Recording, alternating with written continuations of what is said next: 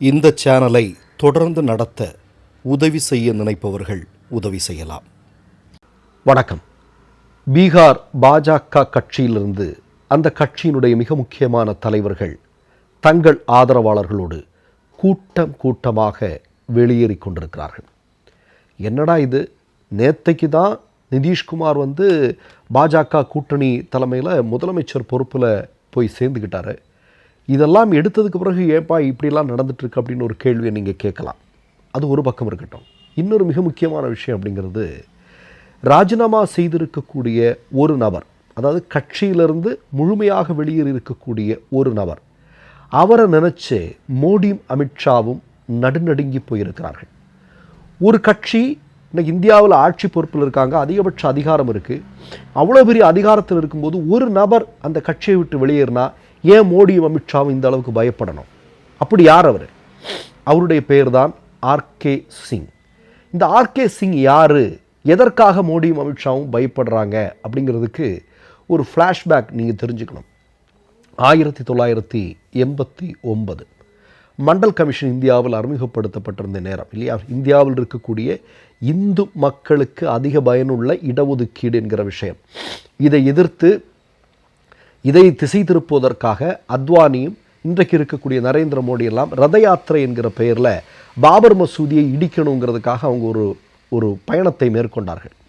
அதில் ஏராளமான மக்கள் இந்தியா முழுவதும் கொல்லப்பட்டார்கள். இப்போ இந்த இடத்துல தான் பீகாருக்குள்ளே போகிறாரு, தன்னுடைய ரதத்தை எடுத்துகிட்டு எல்கே அத்வானி உள்ளே போகிறார்.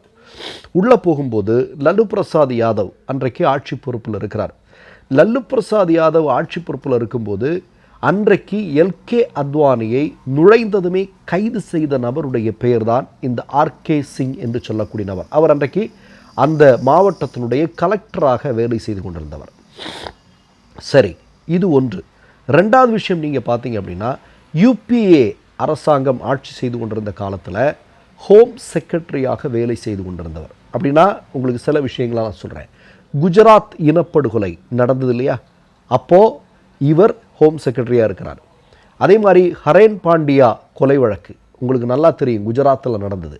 அதுக்கப்புறம் நீங்கள் சொராபுதீன் என்கவுண்டர், இப்படி ஏராளமான பாஜகவுடைய தலைவர்களும் நெருங்கிய தொடர்பு இருப்பதாக சொல்லப்படக்கூடிய பல்வேறு கொலை குற்ற வழக்குகள் எல்லாம் நடந்து கொண்டிருக்கக்கூடிய நேரத்தில் இவர் தான் மிக முக்கியமான பொறுப்பில் இருந்தார். அதனால் இன்றைக்கு பாஜகவில் இருக்கக்கூடிய மிக முக்கியமான தலைவர்களுடைய எல்லா பித்தலாட்டங்கள் குறித்த தகவல்களும் இவருடைய கைகளில் இருக்கிறது. இப்போது இந்த ஆர்கே சிங்கை மோடியும் அமித்ஷாவும் சேர்ந்து சஸ்பெண்ட் பண்ணுறாங்க. முதல்ல கட்சியை விட்டெல்லாம் தூக்கலை, சஸ்பெண்ட் பண்ணாங்க. ஏன் அப்படின்னா, முதல்ல ஆர்கே சிங் ஒரு குற்றச்சாட்டை முன்வைக்கிறார். இன்றைக்கு பீகாருடைய துணை முதல்வராக இருந்த சாம்ராட் சௌத்ரின்னு ஒருத்தர், உங்களுக்கு நல்லா தெரியும். இந்த சாம்ராட் சௌத்ரி அப்படிங்கிறது ஒரு உலக மகா ரவுடி. அதாவது ஒரு பெண்ணினுடைய கொலை வழக்கில் தப்பிப்பதற்காக தன்னுடைய வயசை குறைத்து காட்டி தப்பித்தவர் தான். அதே மாதிரி பார்த்தீங்கன்னா 2 இளைஞர்கள் கொல்லப்படுகிறார்கள். அந்த வழக்கிலையும் குற்றம் சாட்டப்பட்டவர் தான் பாஜகவினுடைய துணை முதல்வராக இருந்திருக்கக்கூடிய சாம்ராட் சௌத்ரி என்று சொல்லக்கூடிய நபர். அப்போது சாம்ராட் சௌத்ரி மாதிரியான அயோக்கியர்களை கட்சிக்குள்ளே வைத்திருக்கக்கூடாது என்று தொடர்ந்து கலக குரல் எழுப்பி கொண்டிருந்தவர் தான். ஆனால் இதை பற்றியெல்லாம் யாரும் கண்டுக்கலை. ஆனால் மோடி எதை பேசினாலும் பொறுத்துப்பார். அமித்ஷாவும் அப்படி தான், நீங்கள் என்ன பேசினாலும் பொறுத்துப்பாங்க. ஆனால் ஒரே ஒரு விஷயத்தை மட்டும் தொடாதவரை அந்த இடத்தை ஆர்கே சிங் தொட்டுட்டார். என்னன்னா, மோடி அமித்ஷாவினுடைய உற்ற நண்பர் அதானி இருக்கார் இல்லையா, அதானி பீகாரில் ஒரு பவர் பிளான்ட் ஒன்று ஆரம்பிக்கிறார். அதில் 62,000 கோடி ரூபாயை பீகார் மக்கள் பணத்தை ஆட்டையை போட்டார். அதாவது ஆல்ரெடி குறைந்த பணத்திற்கு மின்சாரம் கிடைத்து கொண்டிருந்த இடத்துல கூடுதலாக பணச்சுமையை மக்கள் மத்தியில் ஏற்றி இதனால் அதானி லாபம் அடைகிறதுக்கு ஒரு மிகப்பெரிய வழிவகையை மோடியும் அமித்ஷாவும் செஞ்சாங்க. இதனால் அதானி ஒரு 62,000 கோடி சம்பாதிச்சிட்டாரு அப்படிங்கிற ஒரு மிகப்பெரிய குற்றச்சாட்டை ஆதாரத்தோடு அம்பலப்படுத்தினார். மோடி பொறுப்பாரா? அமித்ஷா பொறுத்துருவாங்களா? உடனடியாக என்ன பண்ணாங்கன்னா சஸ்பெண்ட் பண்ணாங்க. ஆனால் ஆர்கே சிங் பயப்படுற மாதிரிலாம் இல்லை. ஆர்கே சிங், நீ சஸ்பெண்ட் தானே பண்ணுவேன், நான் உன் கட்சியிலே இருக்க மாட்டேன் அப்படின்னு சொல்லிட்டு வெளியே வந்துட்டாங்க. இப்போ ஆர்கே சிங் மட்டுமல்ல, ஆர்கே சிங்கோடு பலாயிரக்கணக்கான நபர்களும் சேர்ந்து வெளியே வந்துட்டாங்க. கூடுதலாக 2 மிக முக்கியமான நபர்கள் யார் அப்படின்னா, அசோக் குமார் அகர்வால் அப்படின்னு சொல்லக்கூடிய ஒரு நபரும் கட்சியை விட்டு வெளியேறியிருக்கிறார். அதே மாதிரி மேயராக இருந்த உஷா அகர்வால் இவங்கெல்லாம் அந்த கட்சியை விட்டு வெளியேறி இருக்கிறார்கள். இப்போ ஏன் மோடியும் அமித்ஷாவும் பயப்படுறாங்க அப்படின்னா, மோடியும் அமித்ஷா உங்களுக்கு தெரியும், அவர் சிறையில் இருந்தவர். உடனே நீங்கள் கேட்கக்கூடாது சுதந்திர போராட்டத்தில் பங்கெடுத்ததுக்காக. இல்லை, ஒரு போலி என்கவுண்டர் வழக்கில் குற்றம் சாட்டப்பட்டு சிறையில் இருந்தவர். அது மட்டும் இல்லை, குஜராத்தில் 2 வருஷத்துக்கு கால் பதிக்கக்கூடாது அப்படின்னு கோர்ட்டாலே தடை விதிக்கப்பட்டவர். மோடிக்கு உலக நாடுகள் தடை விதிச்சது, எங்கள் நாட்டுக்குள்ளே வரக்கூடாது அப்படின்னு.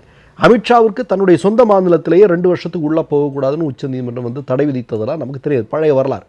அப்போ மோடி அமித்ஷா குறித்த எல்லா தரவுகளையும் கையில் வைத்திருக்கக்கூடிய முன்னாள் IAS அதிகாரியான, காங்கிரஸ் கட்சியில் மிக முக்கியமான பொறுப்பு வைத்த, பின்னாளில் பாஜக கட்சியில் இணைந்த நபர் இன்றைக்கு பாஜகவை விட்டு வெளியேறி இருக்கிறார் அப்படின்னா இவங்களுக்கு நடுநடுங்க வைக்குது. ஏன்னா ஏற்கனவே நமக்கு தெரியும் சத்யபால் மாலிக் புல்வாமா தாக்குதல் தொடர்பாக மோடி என்ன செஞ்சிட்டு இருந்தார், ராஜ்நாத் சிங் என்ன பண்ணாங்க, ஏன் அப்படி ஒரு சம்பவம் நடந்தது, யாருடைய கவனக்குறைவினால, யாருக்கு சரியாக செயல்படாததுனால அதெல்லாம் நடந்தது அப்படிங்கிறத புட்டு வச்ச மனுஷன் இப்போ சமயத்தில் இறந்துட்டார். இப்போ அதே மாதிரி நீங்கள் பார்த்தீங்கன்னா இந்த RK சிங்கினுடைய கைகளிலும் மோடி அமித்ஷா பற்றிய எல்லா தரவுகளும் இருக்கிறது. அப்போ இப்போ என்ன சொல்கிறாங்கன்னா, எந்த விலை கொடுத்தேனும் காங்கிரஸ் கட்சியில் இவரை கொண்டு வந்து சேர்த்துக்கணும் அப்படின்னு லோக்கல் லீடர்ஸ் விரும்புகிறாங்க. கொண்டு வருவதன் மூலமாக மோடி அமித்ஷாவினுடைய ஒவ்வொரு மக்கள் விரோத செயல்களையும் அம்பலப்படுத்த வேண்டும் என்பதுதான் இன்றைக்கு எழுந்து கொண்டிருக்கக்கூடிய ஒரு விஷயம். இப்போ நீங்கள் திரும்ப சொல்லணும், ஒரே ஒரு செய்தியை நான் சொல்கிறேன். ஹிட்லர் மாதிரி இந்தியாவில், மன்னிக்கவும், உலகத்தில் மிகப்பெரிய சர்வாதிகாரம் நடந்து விடுறவர்களுக்கெல்லாம் ஒரு நாள் ஒரு ஃபுல் ஸ்டாப் வரும்.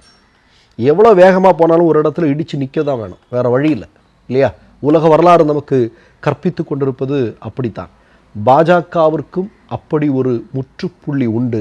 அதற்கான நேரம் நெருங்கி கொண்டிருக்கிறது என்பதுதான் உண்மையான செய்தி. மற்றொரு நிகழ்வில் சந்திப்போம். நன்றி, வணக்கம். 3 யூடியூப் சேனல்கள் வியாபாரத்திற்கு இருக்கிறது. தேவைப்படுபவர்கள் இந்த எண்ணுக்கு தொடர்பு கொள்ளுங்கள். மை நேம் இஸ் ரெட் சேனலை சப்ஸ்கிரைப் பண்ணிக்கோங்க. அதுக்கப்புறமா பக்கத்தில் இருக்கிற ஜாயின் பட்டனை கிளிக் பண்ணீங்கன்னா ஒரு நியூ பேஜ் ஒன்று ஓப்பன் ஆகும். அதுலயும் ஜாயின் பட்டனே கிளிக் பண்ணிக்கோங்க. அதுல பாத்தீங்கன்னா credit R debit card options இருக்கு. இதுல உங்களுக்கு விசா, மாஸ்டர் கார்டு, ரிப்பே அப்படின்னு 3 ஆப்ஷன்ஸ் கொடுத்துருக்காங்க. அதுல நீங்க எந்த கார்டு சூஸ் பண்றீங்களோ அந்த கார்டோட நம்பர் என்டர் பண்ணிக்கோங்க. அப்புறமா கார்டோட வேலிடிட்டி மந்த் அண்ட் இயரை டைப் பண்ணிக்கோங்க. அடுத்தபடியா உங்க கார்டோட பின்னால CVC கோடுன்னு சொல்லிட்டு 3 நம்பர்ஸ் கொடுத்துருப்பாங்க. அந்த நம்பரை இதுல என்டர் பண்ணிக்கோங்க. அப்புறமா அட்ரஸ் அண்ட் இன்ஃபர்மேஷன் என்டர் பண்ணிட்டு பைங்கிற பட்டனை கிளிக் பண்ணிக்கோங்க. ஒருவேளை உங்க கார்டு நம்பர் இன்வாலிட்னு காமிச்சிச்சுன்னா உங்க கார்டுல இன்டர்நேஷனல் யூசேஜை எனேபிள் பண்ணுங்க.